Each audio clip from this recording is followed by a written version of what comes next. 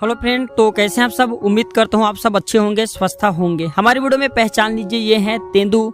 इसे तेंदुक के नाम से कई जगह जाना जाता है। तो ये लकवा के कष्ट से काफ़ी निजात दिलाता है, काफ़ी आराम दिलाता है ना। जो लोग बोलने में असमर्थ हैं, जिह्वा नहीं चलती, उनके लिए किसी रामबाण दवा से कम नहीं, किसी चमत्कार से कम नहीं। और खासकर बताना चाहूँगा, इसके फल के सेवन मात्र से पथरी जैसे भयानक बीमारी भी टूट करके बिखर जाते हैं, पेशाब नाल के माध्यम से बाहर निकल जाते हैं। तो यह वीडियो बहुत ही खास होने वाली है। 5 मिनट की जानकारी है। 5 मिनट के वीडियो में बताएंगे जानकारी आपको जिंदगी भर काम आएंगी। यह उपचार आप स्वयं नहीं करना चाहते हैं तो दूसरे को भी बता सकती हैं। जड़ी बूटी पेड़ पौधों में प्राण होती हैं, जो कि स्वयं को नष्ट करके दूसरों की जिंदगी की रक्षा करती हैं। कई लोग लाखों रुपए लगाने के बाद भी ठीक नहीं हो पाते, उन लोगों को बताना चाहूंगा, ये जो आप देख सकते हैं वीडियो में तेंदू, ये आपके उस गुप्ता बीमारी को ठीक करेंगे जो कि बड़े बड़े डॉक्टर भी जो है असमर्थ हो गए हैं ठीक करने में। तो वीडियो में कंटिन्यू बने रहना, क्योंकि कोई भी जानकारी व्यर्थ नहीं जाती। अभी नहीं तो बाद में चल करके काम आएंगे, लेकिन काम जरूर आती है। तो तेंदू है, इस प्रकार से देख लीजिए। तेंदू के पत्ते का बीड़ी बनाया जाता है। जी हाँ मित्रों, बहुत से लोगों को पता होगा जो कि ग्रामीण इलाकों से हैं।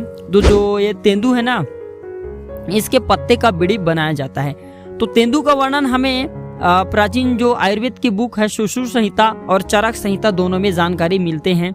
मैं आप लोगों को बताना चाहूंगा, तेंदू कुछ इस प्रकार से हमें औषधि प्रयोग दे सकते हैं, फायदे दे सकते हैं। आइए जानते हैं। तो वीडियो को अपने फायदे के लिए पूरा जरूर देखिएगा गाइस। अगर आप आधे बीच में छोड़ करके जाते हो तो इसमें आपको ही नुकसान होने वाले, क्योंकि अधकुचरी अधूरा ज्ञान खतरनाक होता है। हो सकता है आज मैं आप लोगों को जो जानकारी बता दूं तेंदू के बारे में, वो आपको भविष्य में काम आ जाए। तो ये आंखों के रोग में, जैसे कि रतौंधुई है, आंखों में लालीपन आ जाना है, आंखों में दर्द हो रहे हैं, तो इसे आप दूर कर सकते हैं इससे।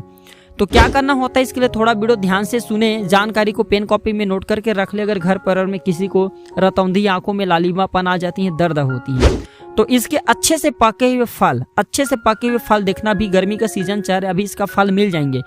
तो इसके पके हुए फल जो होता है ना, इसका रस का अंजन करने से, आंखों में काजल की तरह लगाना है, अंजन करना है, तो नेत्र संबंधी हर प्रकार की व्याधि ठीक हो जाती है।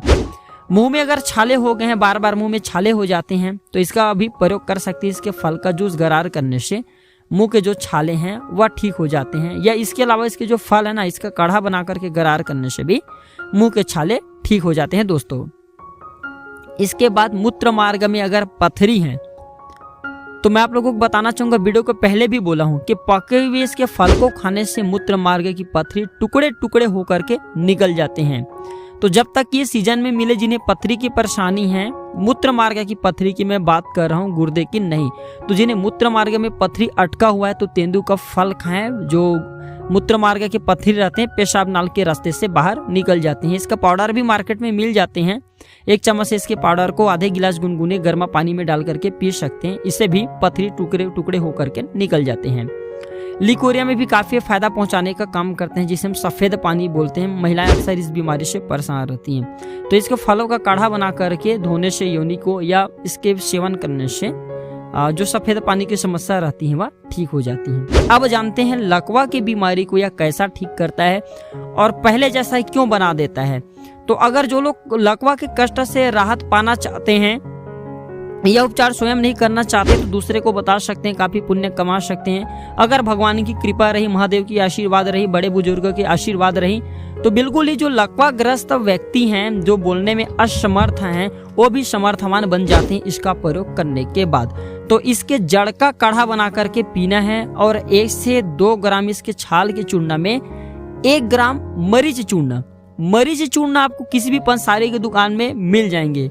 मरीच चूर्ण वो मिलाकर के जिह्वा पे घिसना है, जिह्वा पे मलना है। इसके छाल और मरीच चूर्ण दोनों को मिलाकर के जिह्वा पर घिसना है। तो जो लोग बोलने में असमर्थ हैं लकवा के कारण, वो भी समर्थवान बन जाते हैं। ऐसा हमारे प्राचीन पुराने ग्रंथों में, आयुर्वेद की में जानकारी मिलते हैं। इसके बाद जैसे कि जले हुए हैं, दर्द हो रहे हैं, उसमें राहत पाना चाहते हैं, तो तेंदू का प्रयोग कर सकते हैं ना। इसके जो पत्ते हैं, इसे घी में मिला करके पेस्ट बना करके लेप करने से जले हुए स्थान पर काफी आराम मिलते हैं। तो यही थे कुछ इसके छोटे से जानकारी। तो यह जानकारी कैसा लगे मित्रों, हमें जरूर बताना। और तेंदू को आपके यहाँ किस नाम से जाना जाता है ये भी जरूर बताना। और आप हमारे वीडियो को कौन से राज्य से देख रहे हैं, और तेंदू को आपके यहाँ कौन सी नाम से जाना जाता है ये भी बताने की थोड़ी कष्ट जरूर करना। तो ये थे आज की छोटी सी जानकारी मित्रों। वीडियो देखने के लिए धन्यवाद। भगवान आप सभी को हमेशा खुश रखें।